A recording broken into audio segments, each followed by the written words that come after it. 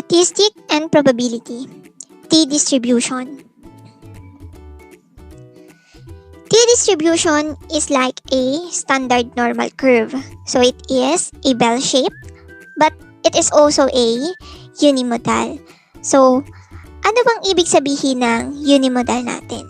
So, yung unimodal natin is with one clear peaks. Ibig sabihin niya dapat isang beses lang yung itinaas niya.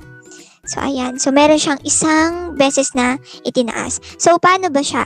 So, para lang din siyang standard normal curve. So, bell shape. Let's say, ayan. Ayan. So, let's say this is the bell shape. So, ibig sabihin, isang beses lang siya tumaas. Yan yung sinasabi nating unimodal. Kasi pag hindi na siya unimodal, so for example, we have the bimodal. So, sa bimodal, meron siyang two clear peaks. So, dalawang beses siya nag-rise. So, for example is, eto yung una niyang peaks. So, pagkababa, tumaas ulit. So, ayan yung sinasabi nating dalawang beses siya tumaas. Yan. So, ayan yung sinasabi nating two clear peaks, which is the bimodal. So, pag T-distribution, so dapat unimodal. So, dapat ganito siya. Ayan. So, next natin is the properties of T-distribution. So, nung nakaraan sa ating Z or the normal curve, meron din tayong properties of distribution nun. So, ngayon, sa ating properties of T-distribution, we have it is symmetric about T is equal to 0. So, symmetric din siya. So, we have another the bell curve. So, ayan. So, yung mean natin is 0. So, gitna. Ayan. So, equal pa din yung ating area dito. Next is variance is greater than 1. It has more area in its tail than in the standard normal curve. And its shape depends on the sample size n. As the sample size n becomes larger, the T-distribution goes closer to the standard normal curve. So, dito kasi sa ating bell shape or sa ating curve, we have the two tails. So, eto yung two tails natin. So, this is the lower tail and the upper tail. So, dalawa yung tail natin. So, tandaan yan. So, kapag yung sample size n natin is mas tumaas, yung T-distribution natin is lumalapit siya sa ating standard normal curve. Ayan. So, yung T-distribution lumalapit siya sa ating standard normal curve. So, let's go to the next slide. So, we have here the T-distribution formula. So, the T-distribution formula is T is equal to the quantity of sample mean minus the mean over the standard deviation of the sample divided by the square root of n. So, dito is we have the sample mean, which is the bar x, the mean, which is the population mean, s is the standard deviation of the sample mean, and n is the sample size. So, gagamitin natin yung formula later. So, next is, to find the value in the table of T critical values, there is a need to adjust the sample size n by converting it to the degrees of freedom. And the symbol of degrees of freedom is df. Yan.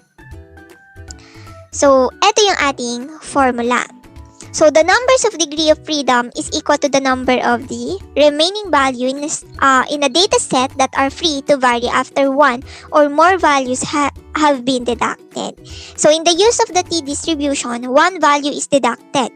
So, the formula is degree of freedom is equal to n minus 1. So, yung ating sample size, magma-minus 1 lang tayo. So, to get the degree of freedom. So, dito ay gagamit ulit tayo ng table. So, hindi na yung normal distribution table or the areas under the normal distribution or normal curve. So, dito naman is gagamit tayo ng t-distribution table. So, ibang table naman siya. So, kaya kailangan natin ng degree of freedom kasi yun yung titignan natin kapag tumingin tayo sa t-distribution. So, dahil sa ating table, sa t-distribution, ang values ng degree of freedom doon ay may minus 1 na. So, that's why we need to get the degree of freedom which is n minus 1. So, next is, ayan, yung d of f natin is degree of freedom and n is the sample size. So, next natin is the confidence level.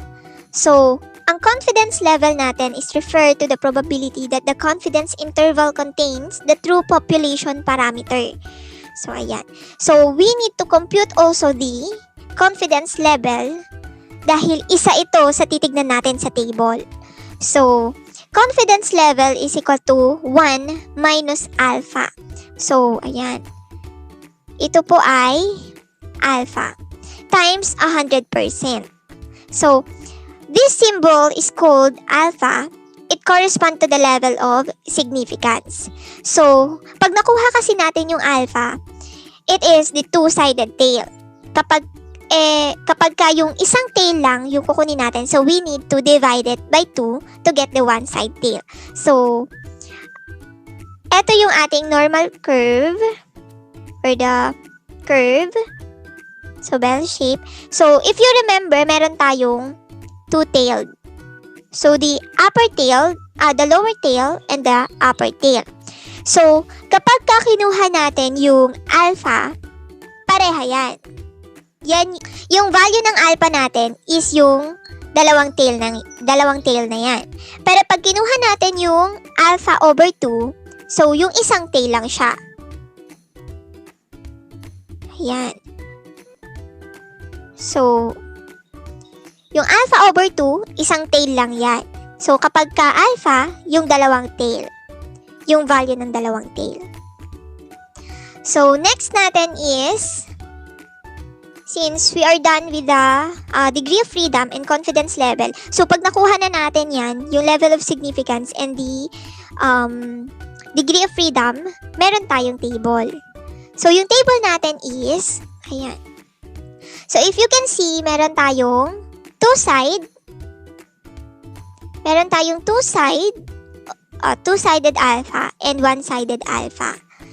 So, kapag ang kinuha natin is one-sided alpha, dito tayo sa value na, ayan, dito tayo titingin. Kapag two-sided alpha naman ang ating nakuha or kinuha, or the given is two-sided alpha, then, dito tayo titingin. Ayan. So, wag tayong malilito. So, kapag one-sided, dito tayo titingin. Kapag two-sided alpha, dito tayo titingin. So, laging tatandaan yan kasi katulad yan. If one-sided alpha pala yung given or yung nakuha nyo, tapos, for example, 0.01 yung dapat na titignan nyo, dito kayo napatingin. So, mali na siya. Kasi dapat dito yung value na makukuha nyo, nandito siya sa column na to. Since nagkamali kayo, dito kayo makakatingin. So, mamamali na yung inyong value. So, always remember and always see the one-sided and the two-sided alpha. So, next is sa degree of freedom. Sa degree of freedom natin, eto na yan. So, yan po ay may minus 1 na yan. So, yung n dito is 2. So, para makuha yung degree of freedom, 2 minus 1 is equal to 1. And so on. Ayan na yan. So, degree of freedom na yan. So, sa ating degree of freedom, hindi lang siya hanggang 20. So, yan po ay madami. So, this is the 21 to 80. And then, if you can see sa degree of freedom, sa part dito, 30, 35, 40, this is divisible by 5 na. Ayan. Hanggang 80. Divisible by 5 na siya. So, kung tatanungin nyo, ma'am, paano po kapag yung degree of freedom ko ay 32? Kapag 42? Kaya 37, 38. Wala po siya dito. So, ang kukunin nyo po is yung, for example, your degree of freedom ay 33. So, titingin tayo sa 30 dahil ang range ng 30 natin ay 30 to 34. Bakit po ganun? Baka iba po yung value niya. May differences siya sa value natin na makukuha dito sa third decimal digit, sa fourth decimal digit. Pero pag ni-round off natin siya into 2 decimal places, same lang din ang kalalabasan niya dito sa ating value sa ating 30. So, ayan. So, katulad nito, sa 27, 28, 29, 30, sa two-sided alpha natin na 0.10, kung makikita nyo, 0.70 siya. So, pare-pareha lang din siya. Pero yung third, fourth, or fifth digit ng decimal niya, magkakaiba yan. Pero pag ni-round off natin into 2 decimal places, yan ay magiging 1.70. So, same lang din siya dito kapag ka sa 31, 32, 33, 34. Pag ni-round off natin siya, yan yung mga magiging kalalabasan niya. So, nothing to worry kapag ka wala yung value ng 31, 32, 33, 34, or between this degree of freedom natin. So, para mas lalo nyong maintindihan, so I have here the table kung saan visible yung ating 41, 42, 43, 44, yung 46, 47, 48, 49. So, for example, I have D of F natin is 43. And the one-sided alpha is equal to 0.025. So, ngayon, titignan natin yung degree of freedom muna. So, degree of freedom is 43. So, pwede nating lagyan ng line. So, 43. And then, yung ating alpha, so, eto po kasi ay itong value na to ay for one-sided siya. So, sa one-sided natin is 0.025. So, eto po yung 0.025. So, pag binaba natin, nag-intersect po siya dito. Ayan. So, eto yung nakuha natin. 2.017. So, ngayon, ipapakita natin dito paano natin nakuha yung 2.17 dito sa ating naka-round off. So, let's say, yung D of F natin or DF natin or degree of freedom natin is 43. Since wala tayong 43 dito sa second table natin, so sa 40 tayo titingin. Ayan, 40. So, yung 40 natin, so ayan yung 40 natin.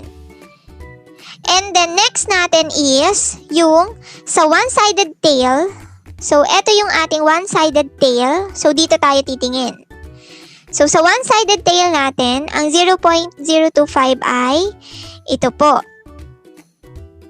So, dito tayo titingin. So, yan na lang natin siya pababa. So, kung saan siya mag-i-intersect. So, nag-intersect po siya sa 2.02. So, if you can see, sa isang table natin na hindi naka-round off, pag ni-round off natin siya, 2.017. So, yung 1 magiging 2 kasi 7 yung katabi. So, therefore, the value here is 2.02 pag ni-round off. And then, same lang din siya sa ating nakuha dito sa rounded off na table. So, pwedeng eto na yung gagamitin natin na table, yung naka-round off na, para hindi na tayo magra-round off. So, before moving to the example, let's recall the formula that we are going to use. So, first is the degree of freedom, which is n minus 1 the confidence level, which is 1 minus alpha times 100%, and the t distribution is equal to the mean of the sample mean, or the sample mean minus mean of the sample mean, over the standard deviation of the sample divided by the square root of n. So now, let's have the example. A student researcher wants to determine whether the mean score in mathematics of the 25 students in grade 8 Newton is significantly different from the school mean of 89. So the mean and the standard deviation of the score of the student in section Newton are 95 and 15 respectively. Assume a 95% confidence level. So kung iintindihin natin yung ating problem, so this is grade 8 Newton, which is the 25 students. So, yung 25 students natin, sa grade 8 Newton lang siya. And the mean, ayan. So, the mean score in mathematics is 95 and the standard deviation is 15. So, ayan. So, we have the mean ng 25 students sa grade 8 Newton lang is 95 and the standard deviation is 15. So, ang tinatanong dito is kung significantly ba siya na malapit o magkaiba sa school mean of 89, which is yung school mean natin is kasama na dito yung lahat ng grade 8 section. Ayan. So, sa lahat ng grade 8 section, ayan, ang mean niya ay 89. Pero, kumuha lang tayo ng sample, which is 25 students, sa grade 8 Newton. So, titignan natin if kung kukuha lang tayo ng randomly selected na section, magiging equal pa din kaya yung mean and the standard deviation niya doon sa total parameter or doon sa parameter or total number of students ng grade 8. So, eto ngayon yung i-check natin. So, since we only have 25 students, which is yung n natin is less than 30, so gagamitan natin siya ng t-distribution. So, first is, let's write the data that we have. So, we have n is equal to 25. The mean of the sample mean is 89. The sample mean is 95. And the standard deviation is 15. So, since we have the given, let's have the solving. So, first na isa-solve natin is the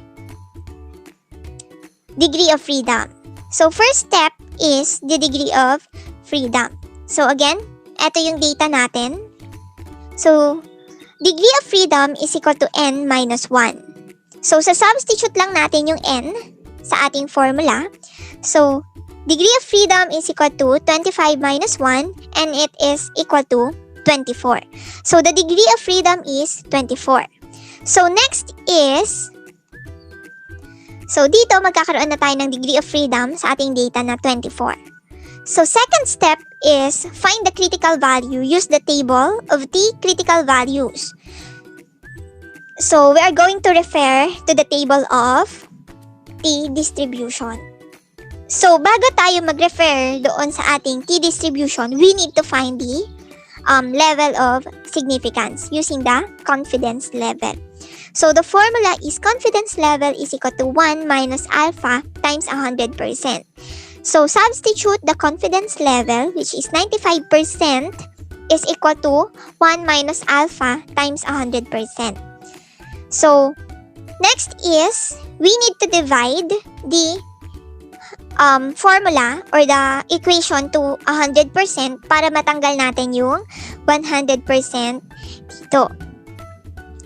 Ayan, para matanggal natin yung 100% dito. So, pag dinivide natin siya sa 100%, pareho.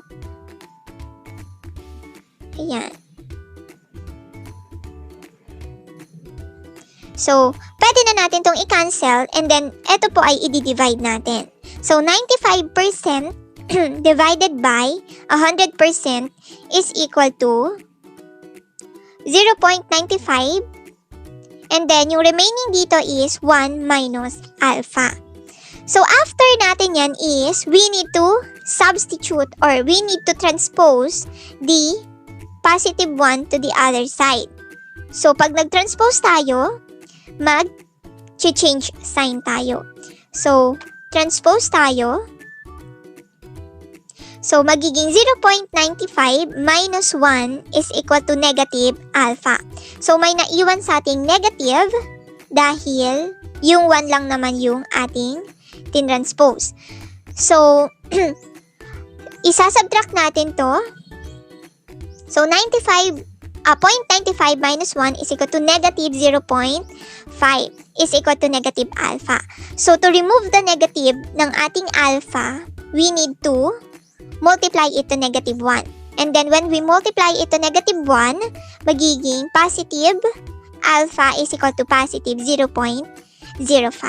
So, this is so, eto pong value natin sa alpha ay ito po ang value natin sa two-sided tail. Two-side of tail natin. So, two side of tail. Paano naman pag kukuhanin natin yung one side of tail? So, to get the one side of tail, i-divide lang natin sila by 2. So, alpha over 2 and then 0.05 over 2. So, i-divide natin yung 0.05 divided by 2 is equal to 0.025 is equal to the alpha over 2. So, eto ngayon yung ating value sa ating one side polygon, one side of tail. So, since we have now the one side of tail and the two side of tail, let's move sa ating table. So, sa T distribution natin. Ayan. So, sa T distribution natin, kung makikita natin, so, we have the degree of freedom na 24. So, hahanapin natin yung 24 na degree of freedom. So, eto yung degree of freedom natin na 24. Since nandito siya sa table na to, eto yung gagamitin natin. So, i-zoom na natin. Zoom in.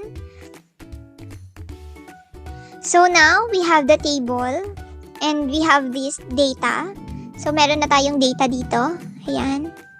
And then, next is to find the degree of freedom.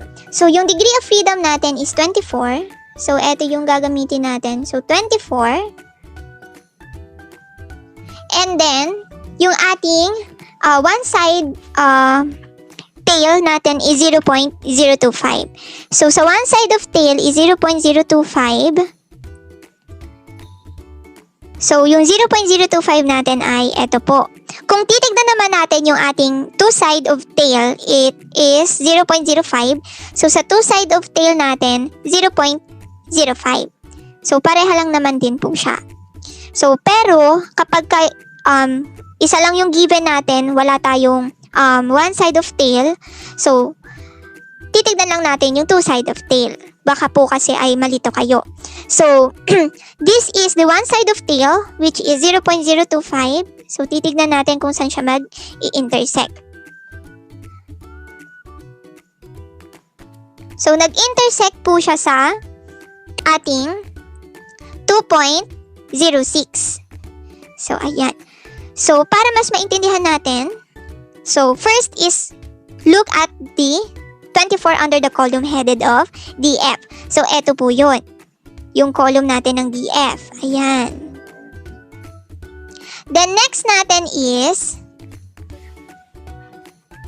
look at the 0.025 for area in one tail or 0.05 for the two tail. If dalawa yung given natin. If the one tail and the two tail.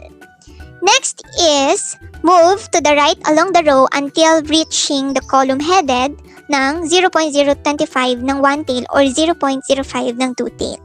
So, and then, see where it intersect, kung saan siya nag-intersect. And then, yung ating nakuha is 0.06. So, kapag ka hindi siya naka-rounded off, 4 yung katabi ng 6 natin. So, pag ni-round off natin, 2.06. So, ganun lang po ang pagkuha ng ating critical value. So, now we have the critical value, which is 2.06. So, i-add natin sa ating data na 2.006. So, yan yung critical value. So, next is we are going to compute the test statistic, which is the t distribution or the t. So, t is equal to the mean or the sample mean minus mean divided by the standard deviation divided by the square root of n. So, since we have the data here, sa-substitute na lang natin siya. So, the mean or the sample mean is 95 minus yung mean natin is 89 divided by the standard deviation is 15 and yung n natin is 25. So, pag sinubstitute natin, ayan po. So, 95 minus 89 divided by 15 over square root of 25. So, first is isolve natin yung square root of 25. So, square root of 25 is equal to 5. Then, 95 minus 89 is equal to 6. And then 15 divided by 5 is equal to 3. And then 6 divided by 3 is equal to 2. So, yung ating t is equal to 2. So, paano ba natin siya i-interpret? So, interpret lang natin siya by at titignan natin yung critical value and the t distribution. Let's say we have here the bell curve. So, ito po ay ang ating critical value. So, this is 2.06 o 064 o 2.06. So, this one is also 2.064. So, ayan po yung ating critical value. So, yung ating t is 2. So, nasan ba yung 2 natin? So, let's say nandito yung 2. So, malapit siya. So, nandito yung 2. So, if you can see, pag napunta yung ating t sa ating critical value, or mas mataas siya sa ating critical value, then, it means, hindi po equal yung mean ng isang section sa mean ng lahat ng section ng grade 8. Pero kapag hindi po siya umabot sa ating critical value, which is nandito po siya sa between ng ating critical value, it means the mean is accepted where the mean or the mean of grade 8 Newton is significant to the mean of the school. So, pag hindi siya umabot, again, pag hindi siya umabot sa ating critical value, ibig sabihin, same yung mean score ng all students sa grade 8 Newton. So, dito pinapakita kasi na kahit isang section lang or random selected lang yung sample mo, equal pa din siya sa total number of the population. So, pinakonti lang natin yung ating respondents para hindi na lahat ng population ay tatanungin natin regarding dun sa ating sinesurvey. So, eto po yung pwede nating gamitin, the t distribution, kapag gagawa na kayo ng inyong research. Now, let's move to identifying the percentile using the t distribution table. So, when we say percentile, ito yung meron tayong 100% kasi percent. So, it divides into 99, then we have the 100%. So, let's proceed sa ating example. The graph of a distribution with d of f or the degree of freedom is equal to 15 is shown below. So, meron tayong graph dito. Ayan. So, dyan tayo magbe-base. So, first is, if the shaded area on the right is 0.05, so, eto yung ating shaded sa right. So, eto yung shaded natin sa right. Ayan. Sabi, it is 0.05.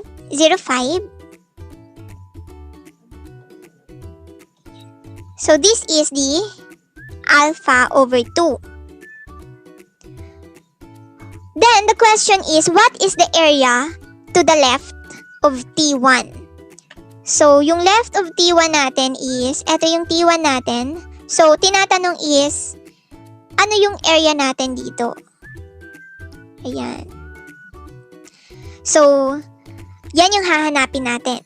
So, next natin na hahanapin is, ano yung nagre-represent sa T1 natin. So, kukuha natin yung sagot dito after finding the area of the left of T1. Next is to find the value of T1. Hahanapin natin yung value ng ating T1 using the T distribution table.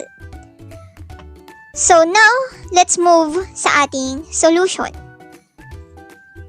So, if the shaded area is on the right, the area on the right is 0.05, what is the area to the left of T1? So the solution is 1 minus alpha times 100% is equal to P. So, isa-substitute lang natin yung ating alpha, which is 0.05 sa ating alpha. So, 1 minus 0.05 times 100 is equal to P. So, 1 minus 0.05 is equal to 0.95. Then, pag minultiply natin siya sa 100 para maging percent, is equal to 95%. Or, if in decimal naman, it is 0.95,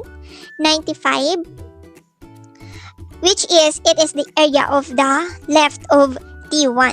So, ang area daw ng ating left is 95. So, it is 95. 0.95. Area yan.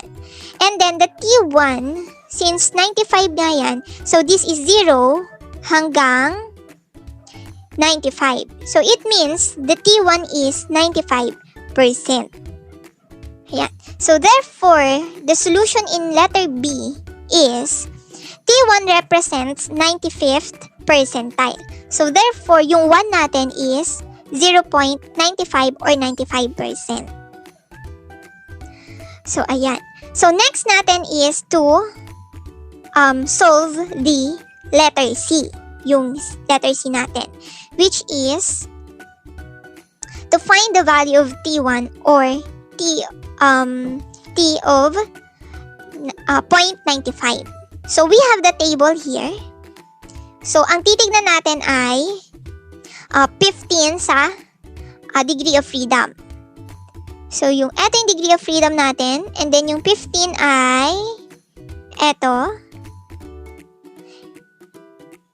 So, eto yung 15 natin. And then, proceed natin sa right column headed sa 0.05 ng ating one tail. So, yung 0.05 ng ating one tail, so eto yung one-sided tail natin. So, yung 0.05 natin ay eto po. Eto yung 0.05 ng one tail natin. So, ang ating sagot ay 1.75. So, zoom natin. So, therefore, ang ating critical value ay 1.75.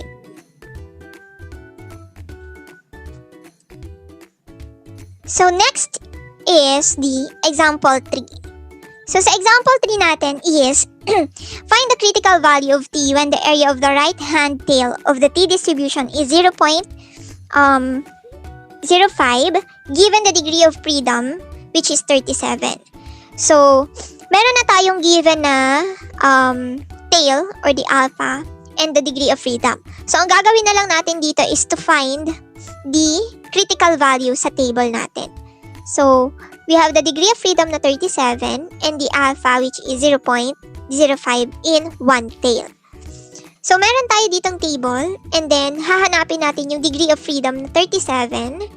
So, since walang 37 dito, ang kukunin natin is yung 35 dahil yung range ng 35 is 35 to 39. So, let's say this is, yan, sa 37.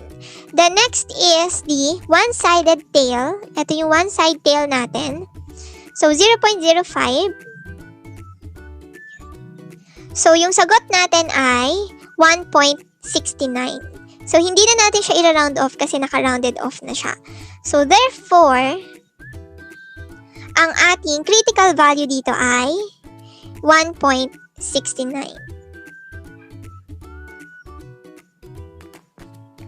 So, eto po yung ating table of t-distribution. Ayan. So, dyan po natin makikita yung ating mga critical value.